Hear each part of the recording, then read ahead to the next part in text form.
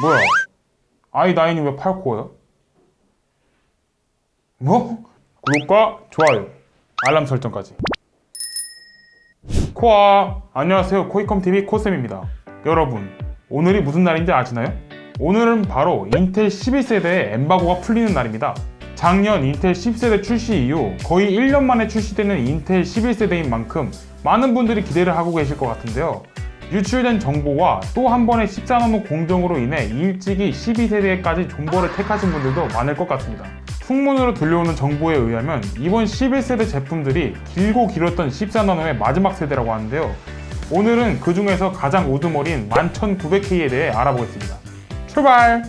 자, 오늘의 주인공 11900K입니다. 박스를 보시면 디자인이 굉장히 특이한데요. 저기 강남역에 있는 고려청자 곡선 디자인을 적용한 땡땡타워와 비슷한 디자인입니다. 박스는 스티커로 봉인되어 있지만 옆으로 밀면 그냥 빠지는 형태입니다. 그리고 9900K 때 사용된 축구공 케이스와 동일한 플라스틱 재질의 케이스로 포장되어 있습니다. 케이스를 열면 11900K가 종이 박스에 포장되어 있네요. 11900K의 외관은 전세대와 큰 차이는 없어 보입니다. 하지만 제품 스펙에서는 많은 것들이 달라졌는데요. 자세한 스펙을 알아보겠습니다. 먼저 이번 11900K는 i9임에도 불구하고 8코어 16스레드로 출시가 되었는데요. 이전 세대인 10900K가 10코어 20스레드였던 걸 생각하면 오히려 코어와 스레드가 줄어들었습니다. 심지어 두 세대 전인 9세대 9900K와 코어 스레드 수가 같은 것이 의아한데요. 게다가 L3 캐시 또한 10900K는 20MB였던 반면 11900K는 16MB로 줄어든 모습입니다. 대신 오버클럭이 더 잘 되고 IPC 성능도 크게 향상돼서 게임 성능에서는 10900K보다 좋아졌다고 합니다. 11900K의 기본 클럭은 3.5GHz이고 부스트 클럭은 5.2GHz인데요. 사실상 거의 항상 부스트 클럭이 터지기 때문에 적혀있는 기본 클럭은 무시하셔도 됩니다. 또 한 가지 아쉬운 점은 테스트 당시 바이오스 안정화가 되어 있지 않은 상태라 L3 캐시와 메모리 레이턴시가 늘어진 오류가 있어 게임 성능이 조금 낮게 측정된다고 하는데요. 하지만 정식 출시 이후 오류가 고쳐진 바이오스가 배포될 것으로 예상이 되기 때문에 문제없이 사용이 가능할 것으로 생각됩니다. 자, 여기까지 인텔 11세대 i9 11900K의 상세 스펙을 알아보았습니다. 11900K는 14나노 공정의 마지막을 장식할 제품이라는 타이틀과 이미 유출된 다소 실망스러운 성능 때문에 큰 주목을 받고 있지 못하고 있습니다. 하지만 이전 세대 메인보드인 Z490 메인보드와 호환이 가능하며 IPC 성능이 최대 19% 향상되어 게임 성능이 오르고 최대 오버클럭 1개 더 올랐다고 하는데요. 추가로 PCIe 4.0 지원과 기본 3200MHz 메모리 클럭, 내장 그래픽 성능 향상, AVX 512 명령어 지원 등의 장점도 있습니다. 그렇기 때문에 몇몇 매니아분들은 이러한 장점을 보고 구매하시지 않을까 생각이 되는데요. 과연 그만한 메리트가 있는 제품인지 실제 성능을 테스트해봤습니다. 테스트는 PCIe 4.0의 속도를 확인하기 위해 크리스탈 디스크 마크와 블렌더를 포함한 4가지의 벤치마크, 그리고 5가지의 게임 테스트로 진행되었고요.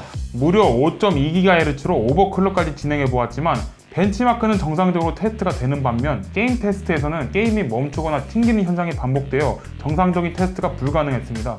아마 드라이버나 바이오스의 안정화가 덜 되어서 그런 것으로 예상이 되는데요. 추후 프로그램이 안정화되면 더욱 정확한 테스트를 진행해 보도록 하겠습니다. 테스트에 사용된 부품은 이렇게 됩니다. 먼저 크리스탈 마크입니다. 인텔 11세대 CPU부터는 PCIe 4.0을 공식적으로 지원하기 때문에 500번대 메인보드와 일부 Z490 메인보드에서 PCIe 4.0 사용이 가능한데요. 500GB의 용량을 가진 WD-SM850 SSD로 확인해본 결과 읽기와 쓰기 속도 모두 스펙 시트에 나와있는 대로 확인이 되었습니다. PCIe 4.0은 제대로 작동하고 있다고 보시면 되겠네요. 다음은 벤치마크 테스트를 확인해볼 텐데 전력 제한 해제 상태와 5.2GHz 오버클럭 상태를 비교해보겠습니다. 먼저 블렌더입니다. 전력 제한 해제는 2분 37초, 오버클럭은 2분 24초로 약 10% 정도의 차이가 발생되었는데요. 더 큰 이미지인 바보샵 인테리어에서도 마찬가지로 전력 제한 해제 11분 4초, 오버클럭 9분 53초로 역시 10% 정도의 차이가 발생되었습니다. 다음은 CPU-Z입니다. CPU-Z는 전력 제한 해제 상태에서 싱글 717점, 멀티 6610점을 보여줬고요. 오버클럭 상태에서는 싱글 701점, 멀티 7153점을 보여줬습니다. 11900K는 싱글 코어 클럭이 53배수까지도 동작하기 때문에 싱글 점수는 전력 제한 해제 상태가 더 높게 나왔고요. 멀티 점수는 역시 옳고 52배속 고정인 오버클럭 상태가 더 높게 나왔습니다. 다음은 시네벤치입니다. 전력 제한 해제는 싱글 1681점, 멀티 15076점이 나왔고요. 오버클럭은 싱글 1665점, 멀티 16781점이 나왔습니다. CPU Z와 마찬가지로 싱글 점수는 전력 제한 해제가, 멀티 점수는 오버클럭이 더 높게 나왔습니다. 다음은 3D 마크입니다. 먼저 파이어 스트라이크를 보시면 전력 제한 해제는 총점 26376점, 그래픽 스코어 33176점, 피직스 스코어 27061점, 컴바인 스코어 1243점이 나왔고, 오버클럭은 총점 28177점, 그래픽 스코어 34200점, 피직스 스코어 3551점, 컴바인 스코어 11561점이 나왔는데요. 피직스 스코어와 컴바인 스코어는 무려 10% 이상 상승한 모습이고, 그래픽 스코어 또한 약 3% 정도의 상승이 있었습니다. 타임스파이에서는 전력 제한 해제, 총점 13027점, 그래픽 스코어 13468점, CPU 스코어 1991점이 나왔고요.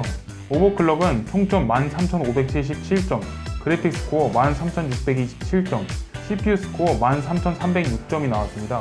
그래픽 스코어는 거의 차이가 없는데 CPU 스코어에서 무려 20% 이상의 차이가 발생되었네요.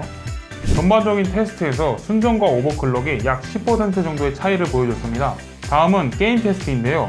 앞서 말씀드린 대로 오버클럭 상태로는 게임 테스트가 불가능했기 때문에 전력 제한 해제 상태에서 풀 HD와 QHD의 프레임을 확인해 보겠습니다. 모든 게임의 옵션은 풀 옵션이라는 점 참고하여 시청해 주시면 될 것 같습니다. 먼저 배틀그라운드입니다. 풀 HD에서는 최대 225프레임, 최소 133프레임, 평균 195프레임, 하위 1% 97프레임이 나왔고, QHD에서는 최대 154프레임, 최소 114프레임, 평균 133프레임, 하위 1% 73프레임이 나왔습니다. 배그는 그래픽카드의 급이 높고 해상도가 낮으면 병목에 걸리기 때문에 그래픽카드 로드율이 낮아지고 프레임도 낮게 나오는 편인데 생각보다 병목을 상당히 잘 풀어주는 것 같습니다. 다음은 쉐어툼입니다. 쉐어툼의 경우 레이트레이싱과 DLSS 모두 비활성화 상태로 테스트되었는데요. 풀 HD에서는 최대 147프레임, 최저 68프레임, 평균 92프레임, 하위 1% 59프레임이 나왔고, QHD에서는 최대 91프레임, 최저 43프레임, 평균 57프레임, 하위 1% 38프레임이 나왔습니다. 고사양한 게임답게 해상도가 높아지니 프레임이 굉장히 많이 떨어지는 모습입니다. 다음은 어쌔신 크리드입니다. 어쌔신 크리드는 AMD 친화 게임이기 때문에 인텔이 조금 불리한 부분이 있을 것 같은데요. 풀 HD에서는 최대 84프레임, 최저 43프레임, 평균 63프레임, 하위 1% 36프레임이 나왔고요.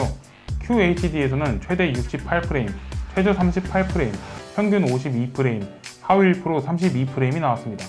역시나 고사양 게임의 풀옵션이다 보니 조금은 아쉬운 프레임을 보여주었습니다. 다음은 GTA5입니다. GTA5는 굉장히 넓은 맵을 가진 오픈월드 게임으로 CPU의 성능도 매우 중요한데요. 풀 HD에서는 최대 158프레임, 최저 76프레임, 평균 111프레임, 하위 1% 70프레임이 나왔고요.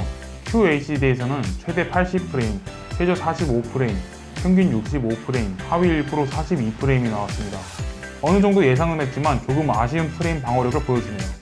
다음은 포르자 호라이즌입니다.